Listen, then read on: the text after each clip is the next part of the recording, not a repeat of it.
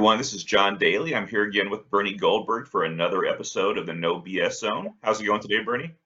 So far, so good, John. How about you? I'm doing good, thank you. Well, a few things have happened since the last time we've talked.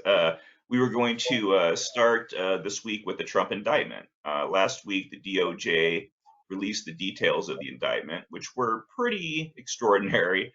Trump is facing 37 charges. 31 of them are related to willful retention of national defense information. The other six are related to him allegedly obstructing justice, making false statements, and otherwise failing to comply with a legal subpoena. Trump, of course, says that he did nothing wrong. Bernie, could he be right? Is it possible Trump did nothing wrong? Not likely. But this is going to play out in two very different arenas. One arena is a federal court in Miami. That's the legal arena. The other arena is the court of public opinion, and they're very, very different. As far as the legal case is concerned, Attorney General under Donald Trump, Bob Barr, said if he did Bill half the Barr. things he's accused of, did I get his Just name wrong? Bill. Yeah, Bill Bill Barr. Barr. Yeah. Bill Barr, sorry, Bill Barr. If he did half the things he's accused of, he's toast. He's in serious trouble. I think there's a lot to be said for that argument. Bill Barr, he went on Fox and he said they gave him every opportunity to return those documents. They acted with restraint. They were very deferential to him and they were very patient. They talked to him for almost a year to try to get those documents and he jerked them around. They finally went to a subpoena. And what did he do? According to the government, he lied and obstructed that subpoena. And then they did a search and they found a lot more documents. Okay, that's the legal argument. And by the way, in an indictment, all we get is the prosecution side. So let's acknowledge that we haven't heard Donald Trump's side of the story. But it looks like a case with a lot of evidence against Donald Trump.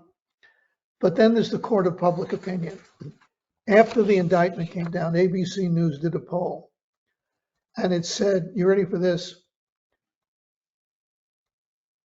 47% of all the people they polled said the charges against Trump are politically motivated. 47%. Most Republicans, 80%, say the charges were politically motivated. Only 16% of Democrats say the charges are politically motivated. So in the court of public opinion, Donald Trump is not guilty. Now, we could argue that the analogies to Hillary Clinton are not perfect analogies, and you've written about this, John. I recommend that people go to the website and read what John wrote. It's not a perfect analogy, but it rhymes. It's close enough for Trump supporters. She also had classified documents that she treated with cavalier disregard. She was reckless with them. And the Department of Justice under Barack Obama decided not to pursue charges against her. Whether they should or not is another matter. But Trump supporters are saying, well, wait a second. You didn't pursue charges against her, but now you're pursuing charges against Donald Trump. You're out to get him. Again, the analogy is not perfect, but it rhymes. And the people who are making it, I'm not a fan of Donald Trump, as regulars know, but the people who are making the argument, it's not without merit. There's something there, something, a little something anyway. Yeah, if you and I understand the reflex to look at it that way. If you take a very broad, if you step back quite a bit and take a look at everything, I can see how people would say that, and I do want to get into that a little bit. People bringing up the Hillary double standard. So Clinton was not prosecuted for her mishandling of classified material. She did mishandle it. James Comey said this was because while he thought there was plenty of evidence of negligence on her part, he didn't think there was adequate evidence demonstrating that she intended to break the law, nowhere as well as obstruction of justice. He didn't see any of that. It's important to note, though, as I did in my column, that what Comey was talking about wasn't some legal standard. There may have been some precedent, but this was a standard he kind of came up with on his own. And I think Clinton should have been charged, just like other people in the government have been charged with mishandling classified information as well. But obviously, he felt the political pressure. He decided that he had this out. So that was a standard that he come up with. Now, when you look at Trump, no, what's interesting. People might not quite get this, but he's not actually being charged with mishandling classified information. For that act, he's effectively getting the same pass that Clinton got. His charges are all related to his refusal to give those documents back. And if he had simply done that, instead of spending over a year doing, as Bill Barr said, really stupid, well, he didn't say this, but I'm saying it, really stupid and corrupt things to hold on to those documents, none of this other stuff would have happened. There wouldn't have been an FBI raid. He wouldn't be indicted this way. There would still be an investigation, as there was with Clinton, but there is a significant difference. But yeah, I get how people from a distance can look at it and not see that difference. Now, following up on that, John, I personally am not into conspiracies on this or in other matters. I think Lee Harvey Oswald acted alone. I don't think there was anybody on the grassy knoll in Dallas.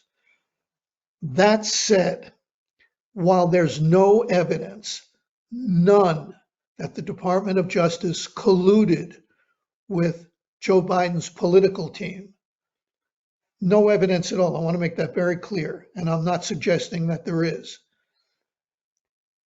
Joe Biden wants to run against Donald Trump. He doesn't want to run on his own record because he'll lose if he runs on his own record. So he wants to run on Donald Trump.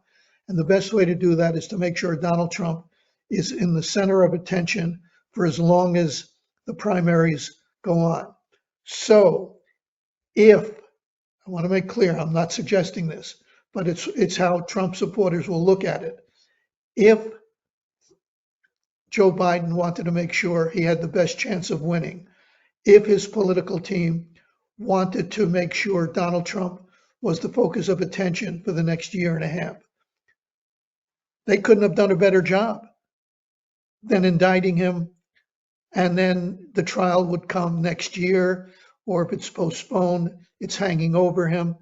Again, there's no conspiracy, there's no evidence of a conspiracy, but Trump supporters will look at this and say, they indicted not only a Republican who's running against Joe Biden, but a Republican who's leading the field of Republicans, a Republican who might very well beat Joe Biden. So, according to Trump supporters, the most loyal Trump supporters, if we indict Donald Trump, that gives Joe Biden the best chance of winning. Again, I don't think that happened. I have no evidence of that happening. Nobody has evidence that that happened. But if it did, if they wanted to make something political, they would do exactly what happened. You follow what I'm saying?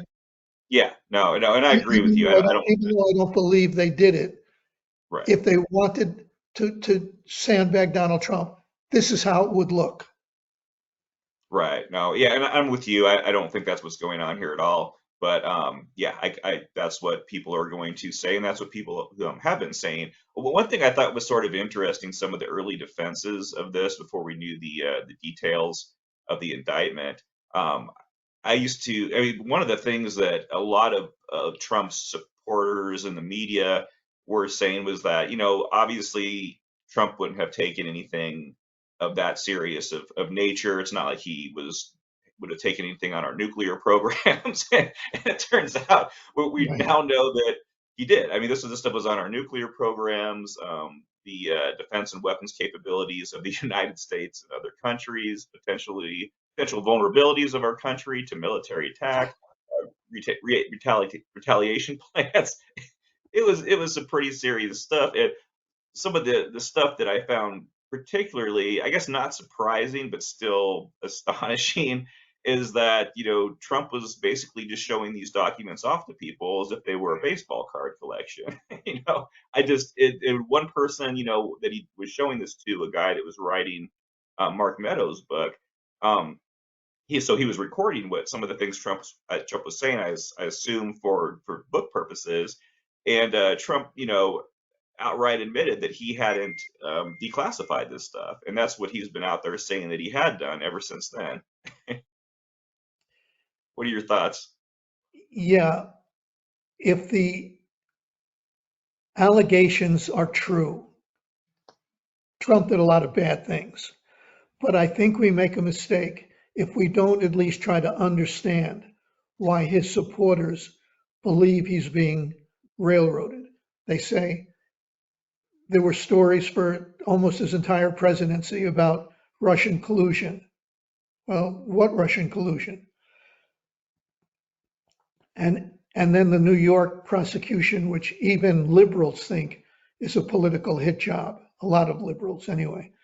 So they look at all of this stuff and they say they're out to get the guy. I think Donald Trump brings on 99% of what's aimed at him. He's his own worst enemy. And again, if the allegations in this indictment are true, he did some bad things and he should be held accountable. But let's not dismiss his loyal fans, even if they're paranoid, because there's reason for them to think the way they do. My concern is, even if there weren't reasons to think the way they do, they are so aligned with Donald Trump that they would believe anything he says and disbelieve anything that his critics say. So nothing I've said so far today or will say is in defense of Donald Trump. It's simply to say, let's not write them off as crazy right-wing Trump supporters. There's something that gives them reason to think that their guy is being targeted. That's all I'm saying. I think maybe you're a little more charitable with them than I am. I think I get what you're saying, broadly speaking, but at some point, well, we'll see. We'll see how things unfold. I think there's going to be more evidence that we don't know about yet. This was sort of, I think there's some other things that are going to come out. So yeah, let's reserve a little bit of judgment, I guess. If I have to say it one last time, I'm not defending what Donald Trump did. If the allegations are true, he's guilty. I'm just saying, let's try to understand why he has such a loyal following. A lot of them just don't like the media, which I've argued that's the biggest thing. They hate the media more than they love Donald Trump. But they have reason to feel the way they do. Not legitimate reason necessarily, but let's not write them off summarily. That's all I'm saying. All right. So moving on, Trump says his legal woes aren't going to derail his presidential ambitions. He's still running, and I guess that's a good segue to our next topic. Um, the GOP primary. There are now 10 candidates in the race. Trump still leads the pack by a lot. Bernie, is the field already too large in your view, and are any of these candidates making an impression on you? It may not be too large in June of 2023, but if it goes on much longer, it'll be too large because, this sure looks like 2016 all over again, where Trump's loyal supporters, 20 to 30%, stick with him, and the other 9 candidates or 20 candidates, whatever it turns out to be, split the vote. So if it goes on for a long time, it's not good if you don't want Donald Trump to be the nominee, and I don't. But 2 candidates jump out at me. They're all different in their own way, but Chris Christie and Tim Scott offer interesting differences from the rest of the pack. Tim Scott is selling a Morning in America message. He's a long shot, a very long shot. I assume he's running for vice president if Trump gets the nomination. I think there's a very good chance Tim Scott will be the vice presidential nominee. But with a majority of Democrats and Republicans both saying they don't want to see Trump run or Biden run. They don't want a rematch of 2020. All I'm saying, John, is you know what? Anything is possible. Just because they're a long shot now doesn't mean they're going to be a long shot in 6 months. Again, I understand that I wouldn't put 2 cents on Tim Scott winning the nomination, but this is a different year. Nobody wants the two leading contenders to be the leading contenders, so anything is possible. The other one is Chris Christie. None of the people running against Donald Trump, they all want his job. And I'm guessing if you put them on truth serum and said, what do you think is wrong with Donald Trump? They'd say he's not fit for office. But they won't say that out loud. Chris Christie will. So if you want Donald Trump's job, I think it's not unfair to expect for voters to expect, say why you want his job. And it's not enough to say, well, I'm younger than he is. We need a new generation. These are glancing blows. Chris Christie doesn't believe in glancing blows. You know, the line attributed variously to Mike Tyson and Joe Louis about everybody has a plan until they're hit in the face. Well, Chris Christie's going to hit Donald Trump right in the face, and we'll see how Donald Trump reacts. But if you want the job and you think Donald Trump is not fit for office, say it. Say it. Chris Christie is an even longer shot than Tim Scott, because if you criticize Donald Trump directly, you'll never get his 20 to 30%, and you'll need that to win a primary and a general election.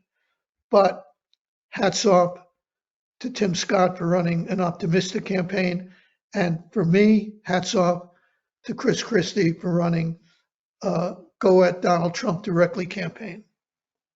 Yeah, I think you make good points about both men. Chris Christie, I don't. It's hard to imagine he has any chance, of winning. But what he can be effective at, I think, is damaging Trump, and I think that serves the entire field. I think first by showing the leadership by demonstration, showing that it can be done, showing how to do it, possibly encouraging others. There are others, ones that don't really. Asa Hutchinson, he's been pretty good about this too, but Yeah. nobody knows who he is. Honestly, if I had to, between everybody that's running right now, if I could pick one without going through a primary, it would probably be Hutchinson, believe it or not. I see him as refreshingly honest, including about, the current state of the GOP and Trump. He's an actual conservative.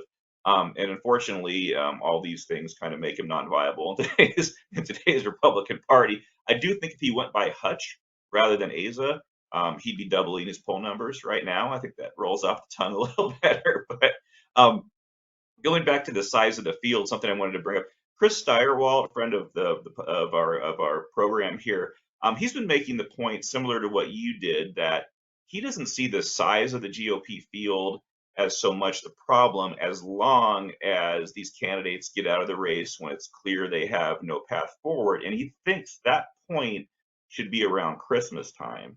And we look back, at 2016, and we were going through this around Christmas time. There were still quite a few people in the race. And do you think people are going to try to get out, understanding, this, or some of these people, I think, are actually trying to help Trump, so they may not get out on purpose. What are your thoughts? Well, I hope they get out, but I don't know. Nobody enters a race for running for president. And it's going to sound strange, because if you have 1% of the vote, how could you possibly think you're going to win? But I don't think anybody enters the race thinking they don't have a chance at all. I think they really believe they could break through. Now, they may acknowledge to themselves that it's a long shot, but I don't think you enter the race and go from one state to another and stay up late at night and then get on the phone at the end of the day and call donors and beg for money. I don't think you do that unless you say to yourself, I know I've only got 1%, but once they hear my message, I'll go to the head of the pack. I think they say that. So that would argue against anybody leaving too soon. But at some point, they have to acknowledge, for the sake of the Republican Party and the country, I think, I can't win. All I'm doing is helping Donald Trump. I don't want to help Donald Trump, so I'm going to drop out. That would be something I hope comes about, but who knows? Who knows? Yeah, we'll have to see what happens. So, our last topic is something you wrote about last week. Chris Licht parting ways with CNN. From reading your column, I think you're basically making the argument that the changes Licht made at the network may have been good for journalism, but they weren't good for ratings. Is that sort of the gist?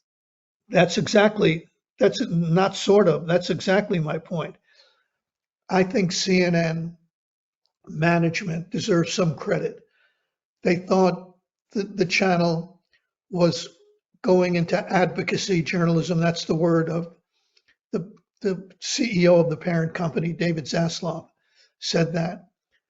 And they wanted to bring it back to what it once was, a reliable place for factual journalism. Okay, two cheers for having the right goal in mind, but it doesn't work. It couldn't work. That's not why people tune into cable news. That genie is out of the bottle.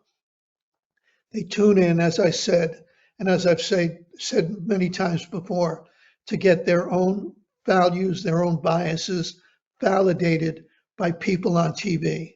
They don't go there to get just the facts down the middle, old school journalism. So, I mean, I don't have much to say on this except it was a nice idea, but it was destined to fail. And so far it has, because the ratings are, rock bottom. But one of our subscribers made a point that was in one of the Q and A's.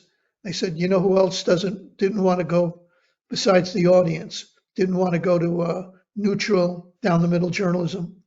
CNN staffers.